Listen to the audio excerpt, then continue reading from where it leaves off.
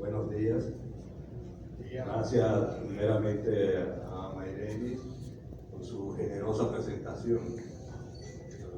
Obviamente que es todo un honor estar aquí con ustedes. Asimismo quiero agradecer al señor Gabriel del Río, presidente de la Casa, así como también al Ministerio de Trabajo, la persona de Mayreni, por haberme invitado a este importante evento. Así también como a la organización Save the Children. Para mí es un honor compartir con ustedes algunas experiencias que tienen que ver con la protección de los derechos fundamentales de los trabajadores.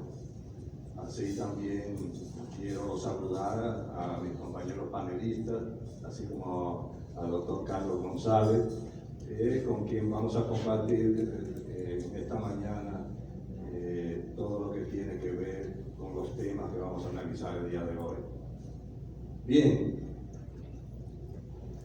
lo primero es que cuando se hace alusión al título de la presente ponencia, los derechos fundamentales inespecíficos dentro del ámbito del trabajo, eso conlleva cierto tipo de rareza, como de inquietud. Así que es eso inespecífico, que son derechos que no existen. ¿Qué tipo de derechos serán estos? Bien, lo primero que tenemos que tener en cuenta es que son derechos fundamentales. Cuando hablamos de derechos inespecíficos, como veremos posteriormente, simplemente estamos tratando lo que tiene que ver con derechos fundamentales.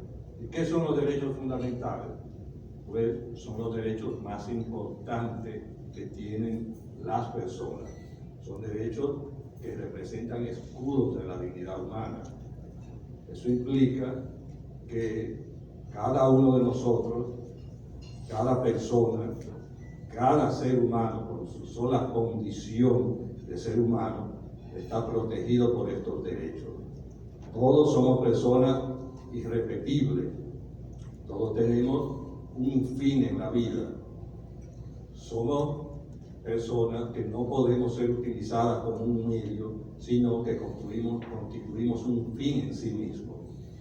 Nosotros tenemos nuestros propios objetivos de vida y estos derechos fundamentales impiden que no solamente el Estado nos utilice como una herramienta para cumplir con sus fines, sino también los particulares.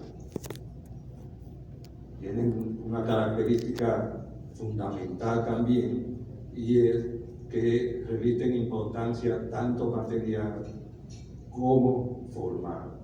La material, porque son los derechos esenciales de la persona, representan la forma en que estos se relacionan con el Estado, se relacionan de manera social y se relacionan con los particulares también.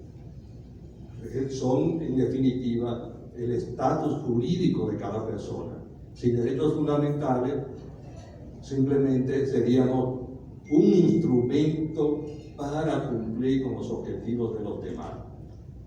Todo el mundo conocería cuáles serían nuestros pensamientos, no tendríamos privacidad. Incluso la misma vida, sin estos derechos fundamentales, podríamos perderlo. No tendríamos derecho a la salud, no tendríamos derecho a comunicarnos, a expresar nuestros pensamientos, no tendríamos siquiera honor.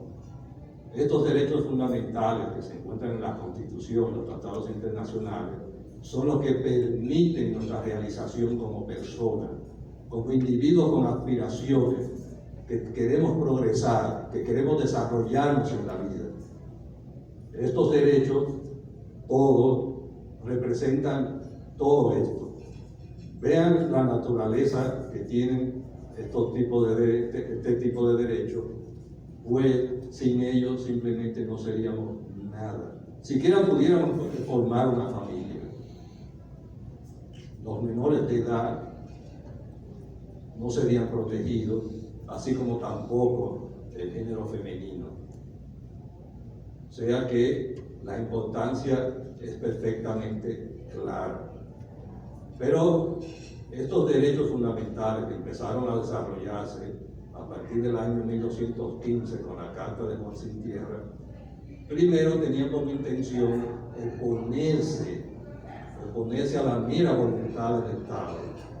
Es decir, estos derechos en sus inicios representaban el escudo contra la soberana y divina voluntad del rey. Es decir, el monarca, recuerden las monarquías absolutas, tenían derecho de vida y muerte sobre su territorio. Es decir, simplemente quién moría, quién vivía, podía mandar a encerrar en una mazmorra por el tiempo que quisiera a cualquiera de sus súbditos. Obviamente a eso se oponieron en la época de Juan Sin Tierra, en 1215 en Inglaterra, los varones ingleses, y fue por donde por primera vez al ejercicio del poder se le opusieron los derechos fundamentales de los ciudadanos.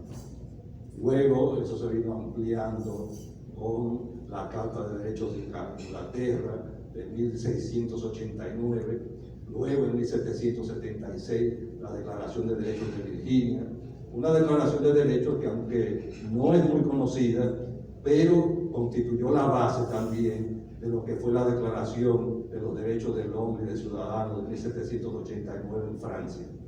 Esa hubiera sido, esta Declaración de Derechos de Virginia en los Estados Unidos, una de las mejores declaraciones de derechos de la historia, porque ahí se discutió prácticamente todo, desde la abolición de la esclavitud hasta lo que tenía que ver con los derechos de las mujeres. Obviamente, en ese tiempo todavía había una mentalidad que sobrepasaba lo que tenía que ver con lo económico, además que cuestiones religiosas impidieron que se le diera mayor participación a las mujeres dentro de la vida social y pública. Pero es una excelente declaración de derechos, al punto que fue la base y la idea original para la Declaración de los Derechos del Hombre y del Ciudadano de Francia de 1789, y que todos conocemos, que además viene a ser también la base de todas las demás declaraciones de derechos, como por ejemplo la Declaración Universal de los Derechos Humanos de 1948, el Pacto Internacional de Derechos Civiles y Políticos de 1966, la Convención Americana de Derechos Humanos también de 1969. Fíjense cómo vinieron a constituir la base de lo que es, podríamos llamar, el Círculo Internacional de Protección de los Derechos Fundamentales de las Personas. Pero, como indiqué, este tipo de derechos, los derechos fundamentales, primero tenían como objeto oponerse a la voluntad de los gobernantes. Es un escudo en contra de ese poder de los reyes, ese poder del Estado que puede aplastarme en cualquier momento, y la única forma que puedo protegerme es con la dignidad, es decir, oponiéndole al Estado mi dignidad humana, de lo cual los derechos fundamentales son su principal escudo. No estaban diseñadas en principio para las relaciones entre particulares. Pero ¿qué sucede? Nos dimos cuenta que no obstante tener estos derechos fundamentales, que en principio eran en una primera generación derechos fundamentales de libertad, es decir, el Estado no puede matarme, pero tampoco me puede meter preso sin una causa, sin un motivo. No puede intervenir en lo que tiene que ver con mi libertad de expresión. Tiene que permitirme transitar. También no puede afectar mi intimidad.